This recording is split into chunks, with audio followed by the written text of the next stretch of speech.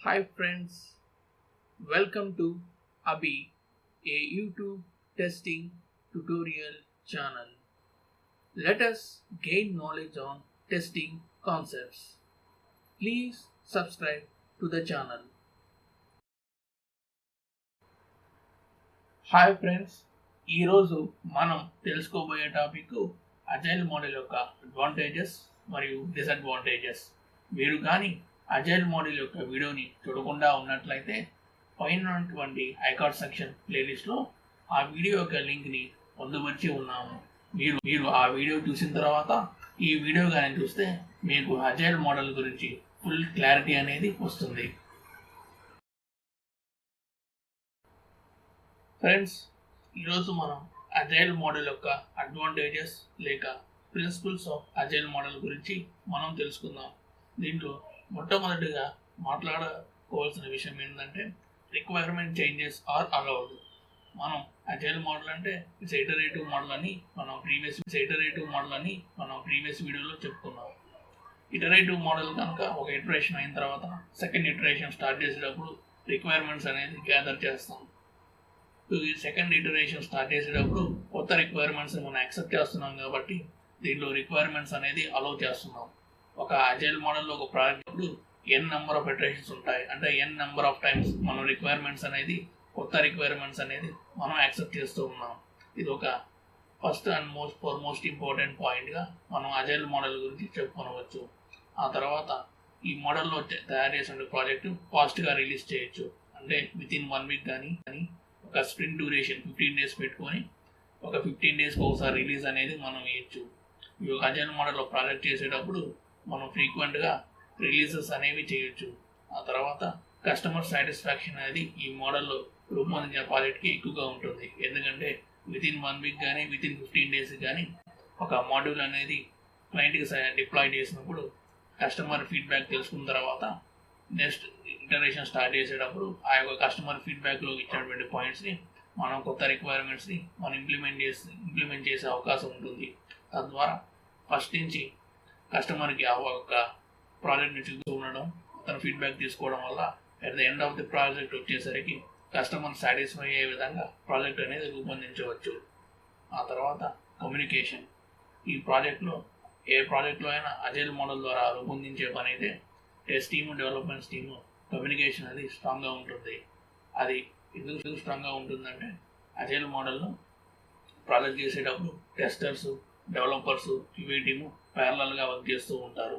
తద్వారా ఇక్కడ కమ్యూనికేషన్ అనేది చాలా స్ట్రాంగ్గా ఉంటుంది. ఫర్ ఎగ్జాంపుల్ రిక్వైర్మెంట్స్ వచ్చినప్పుడు testing, acceptance test, design test కేసులు అనేది రూపొందిస్తూ ఉంటారు. దాన్ని బేస్ చేసుకొని రిక్వైర్మెంట్ స్పెసిఫికేషన్ డాక్యుమెంట్ బేస్ చేసుకొని ఆర్కిటెక్ట్ టీమ్ డిజైన్ అనేది స్టార్ట్ చేస్తారు. ఆ డిజైన్ అనేది కంప్లీట్ అయినప్పుడు వెంటనే టెస్టింగ్ సిస్టమ్ డిజైన్ టెస్ట్ కేసులను రూపొందిస్తారు. ఆ తర్వాత ఆర్కిటెక్ట్ టీమ్ లో లెవెల్ డిజైన్ స్టార్ట్ చేసేటప్పుడు ఒక్కొక్క మోడ్యూల్ని డిజైన్ చేస్తూ వస్తారు. ఒక్కొక్క మోడ్యూల్ కంప్లీట్ అయిన తర్వాత ఆ యొక్క యూనిట్ టెస్టింగ్ సంబంధించినటువంటి యూనిట్ టెస్ట్ కేసులు రూపొందిస్తూ ఉంటారు. డెవలపర్స్ టీమ్ ఆ మోడ్యూల్ సంబంధించిన లో లెవెల్ డిజైన్ కంప్లీట్ అయిన తర్వాత డెవలప్మెంట్ అనేది స్టార్ట్ చేస్తూ ఉంటారు. ఈ విధంగా డెవలపర్స్, టెస్టర్స్, QA టీము ప్యారల్గా వర్క్ చేస్తూ ఉంటాయి. కాబట్టి ఇక్కడ కమ్యూనికేషన్ అనేది చాలా ఇంపార్టెంట్, ఫ్రీక్వెంట్గా కూడా ఉంటుంది. తర్వాత easy model to adapt. Software కంపెనీలో ఈ ప్రాజెక్ట్ నేను అజైల్ మోడల్ ద్వారా ఈజీగా కంప్లీట్ చేయవచ్చు. తర్వాత meetings are often with the customers. So ప్రతి ఇటరేషన్ అయిన తర్వాత కస్టమర్కి ప్రాజెక్ట్ డిప్లాయ్ చేస్తూ ఉంటాం కాబట్టి ఇక్కడ మీటింగ్స్ అనేది ఆఫన్గా జరుగుతుంది. ఫ్రెండ్స్, ప్రతి కాయిన్కి హెడ్ అండ్ టైల్ ఉన్నట్లు ప్రతి మోడల్కి అడ్వాంటేజెస్ అండ్ డిసడ్వాంటేజెస్ అనేది ఉంటాయి. అజైల్ మోడల్కి కూడా కొన్ని డిసడ్వాంటేజెస్ అనేది ఉన్నాయి. అవి ఈ స్లైడ్లో మనం తెలుసుకుందాం.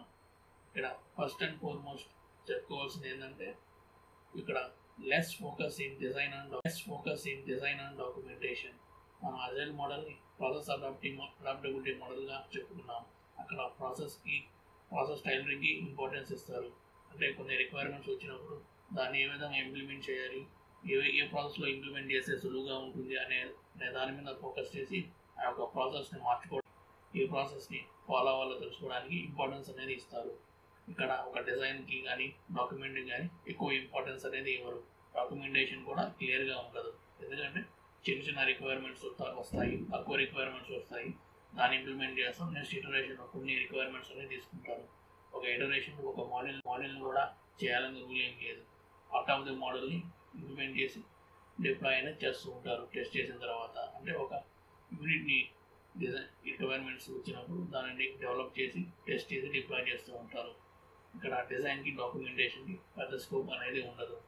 అంతేకాకుండా ఇక్కడ లాంగ్ టర్మ్ ప్రాజెక్ట్స్ని హ్యాండిల్ చేయడం కష్టమవుతుంది. ఎందుకంటే లాంగ్ టర్మ్ ప్రాజెక్ట్స్లో 2 or more than years ఆ ప్రాజెక్ట్ కంటిన్యూ అయినప్పుడు ఎంప్లాయీస్ అంటే రిసోర్స్ అనేది మారుతూ ఉంటారు. ఎంప్లాయీస్ డిజైగ్నేషన్ పెట్టి వెళ్ళిపోతూ ఉంటారు. కొత్త ఎంప్లాయీస్ వచ్చినప్పుడు వాళ్ళకి డిజైన్ డాక్యుమెంట్ కానీ డాక్యుమెంటేషన్ కానీ ఏమీ ఉండదు. కాబట్టి ఆ ప్రాజెక్ట్ని క్యాచ్ చేయడానికి అంత ఈజీగా ఉండదు. ఈ కారణం కూడా లాంగ్ టర్మ్ ప్రాజెక్ట్స్ని అజైల్ మోడల్లో మనం ఇంప్లిమెంట్ చేయడం అనేది కుదరదు. ఆ తర్వాత let's go for the juniors. ఇక్కడ డిజైన్ కానీ డాక్యుమెంటేషన్ కానీ పెద్ద ఉండదు కాబట్టి జూనియర్స్ ఈ ప్రాజెక్ట్లో వర్క్ చేయడానికి కష్టంగా ఉంటుంది. ఓన్లీ సీనియర్ మెంబర్స్ మాత్రమే, senior architects or senior developers మాత్రమే ఈ agile model. Friends, please click on subscribe button to support our channel Abhey, and also please click on like button and share this video to your friends who are eager to gain knowledge on testing concepts. Friends, I heartfully thank you for your valuable support to our Abhey, a YouTube testing tutorial channel. I hope it will continue forever.